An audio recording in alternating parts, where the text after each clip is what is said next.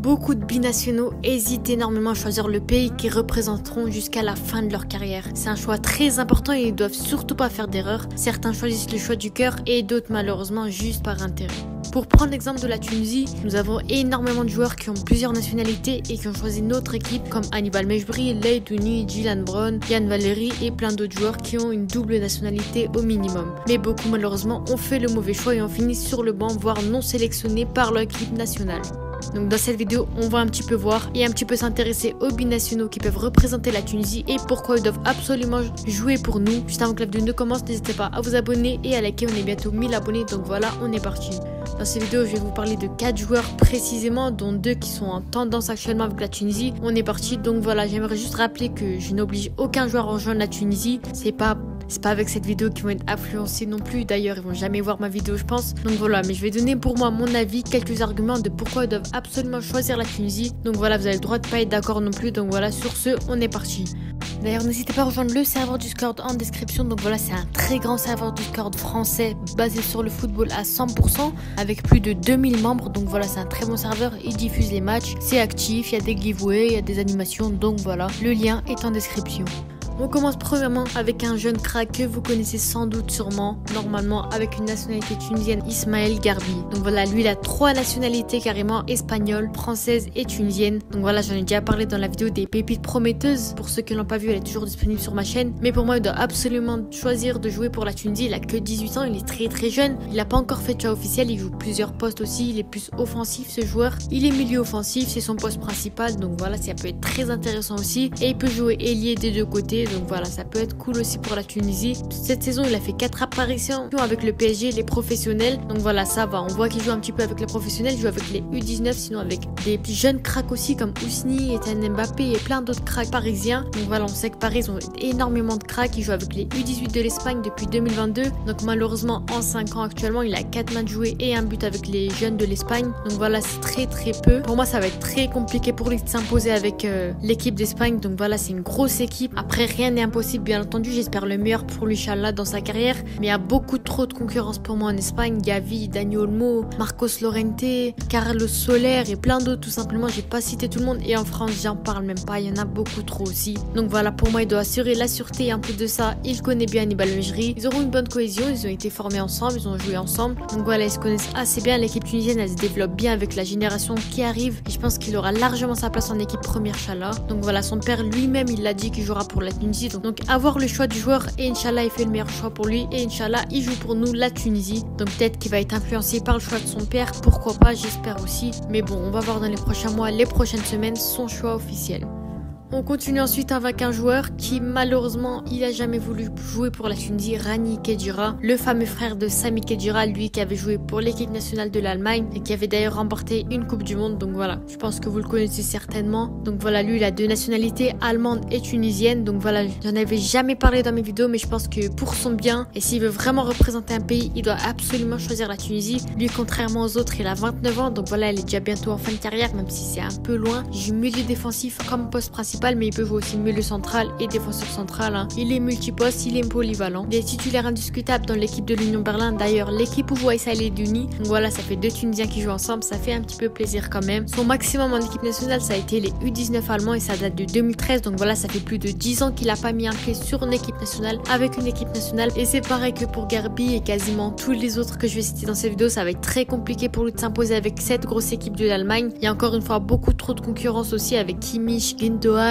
Goretzka et les jeunes qui arrivent, Brandt, etc. Pareil pour la nouvelle génération qui arrive, ça va être très compliqué de s'imposer. Après, je connais pas vraiment ses objectifs, s'il a réellement envie de jouer avec l'équipe de l'Allemagne, mais ce que j'aime pas avec lui, c'est qu'il a déjà refusé la Tunisie pour la Coupe du Monde en 2018, parce que soi-disant, il est seulement allemand. Donc voilà, personnellement, je pense qu'il sera pas essentiel dans l'équipe de la Tunisie. C'est pas parce qu'il a refusé la Tunisie qu'il aime pas. Tout simplement, sa position, ça va être très compliqué de s'imposer. Même en Tunisie, il aura énormément de concurrence avec notre fameux trio Skiri, Leidouni, Mejbri et les joueurs qui arrivent. Donc voilà, ça va ça va être très compliqué de s'imposer au poste de défenseur centraux, il y a trop de concurrence. Milieu défensif, il aura peut-être plus de chance et milieu central, ça va être beaucoup trop compliqué pour lui, surtout qu'il a pas la mentalité qu'il faut pour nous représenter. On a besoin de quelqu'un qui mouille le maillot, qui vraiment il aime son pays, il a envie de jouer pour son pays, pas forcé ou je sais pas quoi. Je pense qu'on a plus besoin de l'appeler avec la Tunisie, déjà qu'on s'est pris un non, on s'est pris un refus de sa part par ce joueur. Lui qu'on lui a donné une chance en 2018, il a refusé, donc pour moi, il mérite pas forcément de jouer avec l'équipe nationale de la Tunisie. Et d'un autre côté, on a le fameux Youssef Chermiti, donc voilà, lui aussi a 3 nationalités comme Ismaël Garbi, portugaise, capverdienne et tunisienne bien entendu. Donc voilà, j'en ai déjà parlé aussi dans la vidéo des pépites prometteuses tunisiennes, mais là aussi pour moi il doit absolument choisir la Tunisie. Il a seulement 18 ans aussi, exactement comme Ismaël Garbi, lui joue au poste d'avant-centre, donc voilà, il joue en tant que buteur. Cette saison avec le Sporting, les professionnels, il a fait 13 apparitions, donc voilà, on voit que le coach il fait confiance à ce joueur avec 2 buts et 2 passes décisifs. Il est très bon, il joue très régulièrement titulaire, même si des fois il est remplaçant, donc voilà, il joue avec les U19 du Portugal depuis 2022, avec des très bonnes statistiques aussi pour 2 matchs joués pour 3 buts, donc voilà, il est très bon aussi, impressionnant, très bonne pépite prometteuse. Ça va être très compliqué aussi pour lui de s'imposer avec cette grosse équipe du Portugal. Après, rien n'est impossible bien entendu dans la vie. Personnellement, je pense qu'il a beaucoup de chance de s'imposer avec du travail, Inch'Allah. On a CR7 qui est en fin de carrière avec le Portugal. Après, ils ont énormément de prodiges en attaque, donc ça va être très compliqué aussi. Beaucoup de concurrence aussi au Portugal avec CR7, Joao Félix, Gonçalo Ramos et plein d'autres attaquants buteurs plus précisément. Donc voilà, ça va être assez compliqué pour lui. Il faudra vraiment s'imposer. Au Cap-Vert, je pense qu'il sera titulaire, mais malheureusement le football il est pas assez développé là-bas et je pense qu'il aurait plus tendance à choisir la Tunisie que le Cap-Vert. Donc voilà, récemment la Tunisie elle aurait tout fait pour qu'il rejoigne notre équipe, mais il a dit qu'il veut représenter le Portugal, mais il ferme bien entendu pas la porte à la Tunisie. Il n'a pas été sélectionné par le coach portugais pour les derniers rassemblements déjà. Il est encore jeune, il a encore le choix, mais il faut juste qu'il dépasse pas la limite des 4 matchs joués avec le Portugal, sinon malheureusement il pourra plus changer d'équipe. Mais pour moi il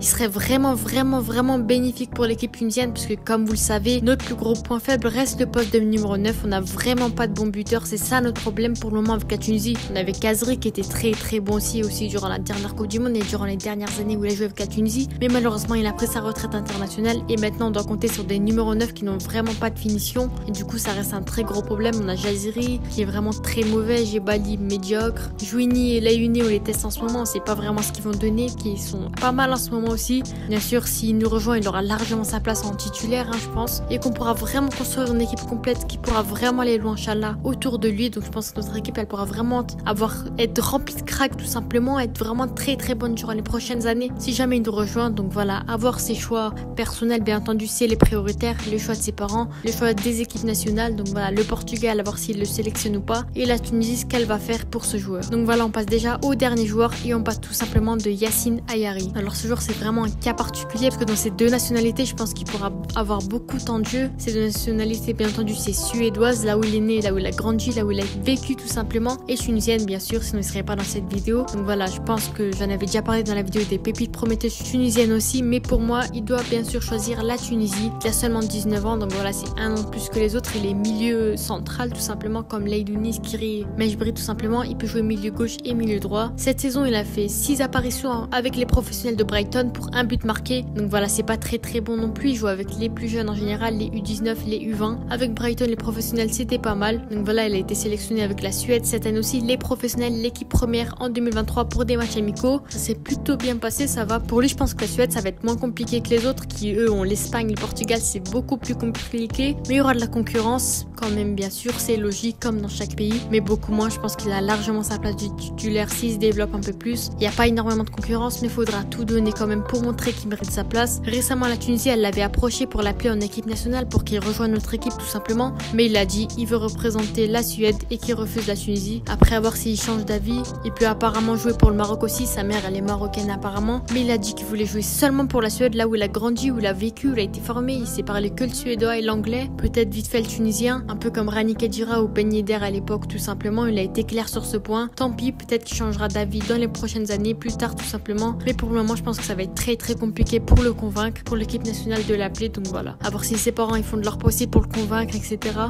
Mais je pense que ça va être un petit peu compliqué pour ce joueur. Donc voilà, ça reste 4 joueurs avec du talent et qui peuvent apporter quelque chose à l'équipe nationale. Bien sûr, j'aimerais bien voir les 3 jeunes, Chermiti, Garbi et Yacine, jouer avec la Tunisie, mais cela ça dépend que d'eux, vraiment c'est leur choix personnel. Donc voilà, pour Garbi ça a l'air de sentir plutôt bon, mais pour les autres ça me paraît un peu compliqué, Portugal et Suède, donc voilà, à voir. Après il leur faudrait bien sûr la mentalité mentalité tunisienne pour jouer avec nous et qu'ils nous montrent qui mérite leur place. Donc voilà, surtout j'ai horreur vraiment, je déteste les joueurs, les opportunistes tout simplement. Donc voilà, c'est des joueurs qui rejoignent une équipe nationale juste parce que l'équipe qu'ils voulaient de base ne les appelle pas. Donc voilà, par exemple un joueur, on va donner un exemple, une personne qui veut jouer avec l'équipe de France, malheureusement il a jamais été appelé par Didier Deschamps, il choisit une équipe africaine ou asiatique ou je sais pas, on va dire il choisit le Congo juste parce que l'équipe de France l'a pas appelé. Donc voilà, avant tout je préférerais qu'ils rejoignent la Tunisie de leur plein gré sans qu'ils ne se forcent forcément, ils soient dégoûtés. Il y en a, ils choisissent un pays juste parce qu'ils jouent à la Coupe du Monde, la Coupe d'Afrique, parce que leur pays l'a pas sélectionné. J'espère que ce sera pas des opportunistes, des joueurs qui profitent du pays tout simplement. Leur route se court tout simplement. Donc voilà, la Tunisie elle est vraiment sur un projet solide en ce moment, avec plein de jeunes qui débarquent dans l'équipe, déterminés et prêts à tout donner. Inch'Allah, dans quelques années on remporte un trophée majeur tout simplement. Ça pourrait vraiment aider les plus jeunes binationaux à choisir la Tunisie. C'est vrai, en ce moment c'est assez compliqué, on gagne pas de trophée majeur non plus, comme le Maroc qui est allé loin en Coupe du Monde, le Sénégal qui gagne la Coupe d'Afrique, l'Algérie, etc. Mais je pense que si la Tunisie elle se développe un peu plus, on a plus de potentiel. La Tunisie pour l'instant elle est sur un très gros projet, franchement moi ça me fait vraiment plaisir. Je pense que des grands joueurs comme eux choisiront la Tunisie, Inch'Allah. Donc voilà, c'est déjà la fin de cette vidéo, j'espère qu'elle vous a plu. En tout cas n'hésitez pas à donner vos avis en commentaire, lequel de ces joueurs aimeriez-vous voir sous les couleurs de la Tunisie, ou bien des joueurs que j'ai pas forcément cités, c'est pas forcément obligé. Bien entendu, si la vidéo elle vous a plu, n'hésitez pas à vous abonner et à lâcher vos petits pouces bleus. C'était Minou, ciao.